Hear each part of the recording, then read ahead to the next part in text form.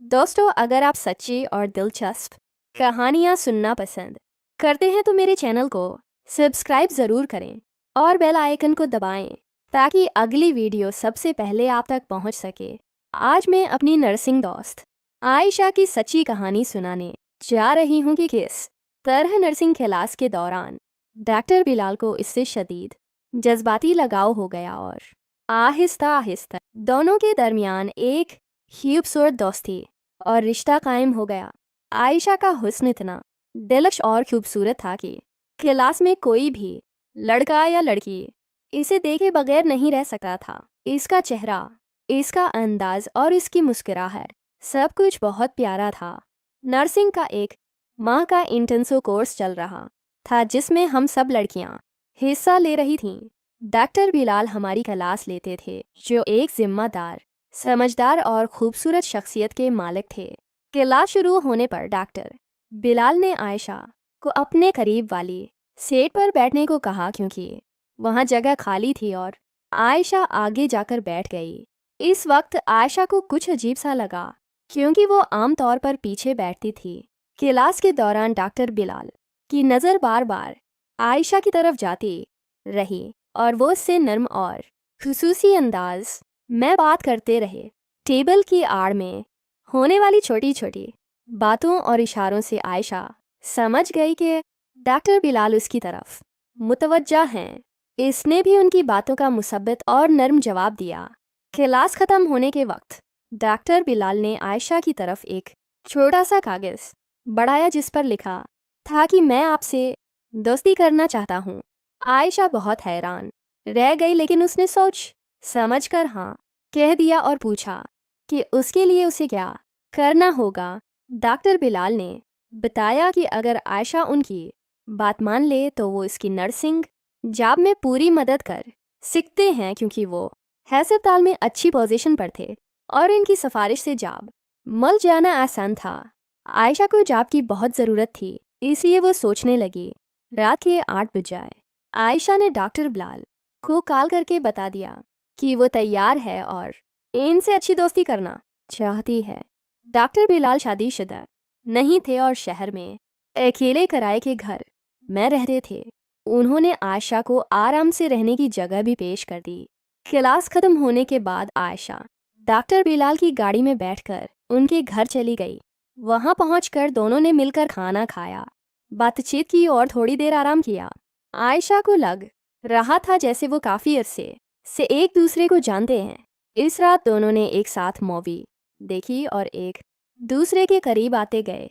यह उनकी दोस्ती की खूबसूरत शुरुआत थी जो आहिस्ता आहिस्ता गहरी होती जा रही थी। आयशा खुश थी कि इसकी ज़िंदगी में एक अच्छा शख्स आया है जो उसकी मदद कर सकता है और उसके साथ अच्छा सलूक करता है। इस तरह पहला दिन बहुत अच्छा गुजरा और दोनों के दरमियान एतमाद बढ़ता गया। मूवी देखते हुए डॉक्टर बिलाल आयशा की हर बात बड़े गौर से सुन रहे थे और उसे मुकम्मल आराम और तसल्ली दे रहे थे। आयशा ने भी खुलकर अपनी ज़िंदगी, अपने ख्वाबों और मुस्तकबिल के बारे में बताया। डॉक्टर बिलाल ने वादा किया कि वो आयशा की नर्सिंग जॉब के लिए पूरी तरह मदद करेंगे और उसे अच्छे से सेटल होने में हर मुमकिन ताउन देंगे। रात गहरी होती गई और दोनों के दरमियान एक खूबसूरत जज्बाती बंधन बनता जा रहा था। आयशा को पहली बार ऐसा महसूस हो रहा था कि कोई शख्स इसकी कदर कर रहा है, इसकी बात सुन रहा है और उसके मुस्तकबिल के बारे में सोच रहा है। अगले दिन भी नर्सिंग क्लासेस जारी रहें और दोनों का राबिता मज़ीद बढ़ता गया। आयशा अब डॉक्टर बिलाल के घर आना जाना शुरू कर चुकी थी। दोनों एक दूसरे के साथ वक्त गुजारते, अच्छी अच्छी बातें करते, खाना खाते और मुस्तकबिल के प्लान्स बनाते। कुछ ही दिनों में आयशा को एहसास हवा कि ये सिर्फ एक आम दोस्ती नहीं बल्कि एक सच्ची और गहरी मोहब्बत में बदल रही है। डॉक्टर बिलाल ने भी आयशा को बार बार तसल्ली दी कि वो इसके साथ हमेशा खड़े रहेंगे और इसकी हर मुश्किल में मदद करेंगे। नर्सिंग कोर्स मुकम्मल होने पर डॉक्टर बिलाल की सिफारिश और मदद से आयशा को एक अच्छी अस्पताल में नर्सिंग की जॉब मिल गई। आयशा बहुत खुश थी क्योंकि इसकी मेहनत और इस खूबसूरत दोस्ती का नतीजा उसे मिल गया था। ये कहानी हमें बताती है कि ज़िंदगी में कभी कभी एक अच्छी मुलाकात और सच्ची दोस्ती सब कुछ बदल देती है। अगर आप मेहनत करें और अच्छे लोगों के साथ जड़ें तो आगे बढ़ना आसान हो जाता है।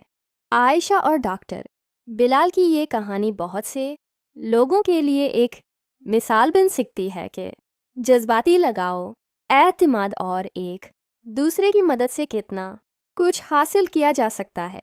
आयशा आज भी उस दिन को याद करके मुस्कुराती है जब उसने डॉक्टर बिलाल से पहली बार बात की थी।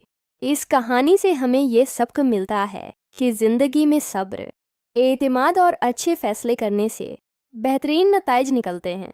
अगर आपको आयशा और डॉक्टर बिलाल की ये दिलचस्प और जज्बाती कहानी पसंद आई हो तो कमेंट में ज़रूर बताएं कि आपको क्या लगा, क्या सबक मिला और अगली वीडियो के लिए क्या कहानी सुनना चाहते हैं। अपना ख्याल रखें। अल्लाह आप सबको खुश रखे।